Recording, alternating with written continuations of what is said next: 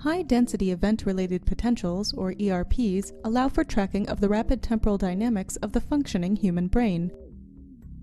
To acquire high-density ERP data, the electrode cap is first placed on the participant's head, and the electrode locations are digitized to accommodate variability in head shape across subjects. Electrode impedances are then reduced by injecting gel in each electrode. Data is acquired while visual stimuli are presented to the participant. When recording is finished, the electrode cap is thoroughly cleaned. Acquired data is used to examine the spatial and temporal dynamics of brain activity associated with a given cognitive process.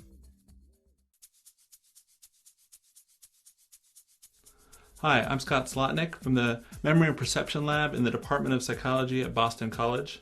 Today we're going to show you a protocol for high-density event-related potential data acquisition. We use this procedure in our laboratory to study the spatiotemporal dynamics of brain activity during memory for visual items.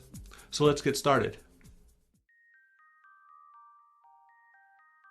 Event-related potentials, or ERPs, provide a method to capture the spatial temporal dynamics of human brain function with excellent temporal resolution. Data are typically measured in a shielded room, minimizing interference with the neural signal that is picked up by the electrodes. Each electrode connects to an amplifier, which in turn connects to a data acquisition computer sitting outside the shielded room. A separate computer is used for stimulus presentation. Because of possible interference with the neural signal, only essential powered components should be housed inside the shielded chamber, such as the stimulus display and the response keyboard. During experiments, participants are seated in a comfortable chair, with armrests and a back height that provides shoulder support to minimize neck muscle artifact. Let's begin by seeing how to place the electrode.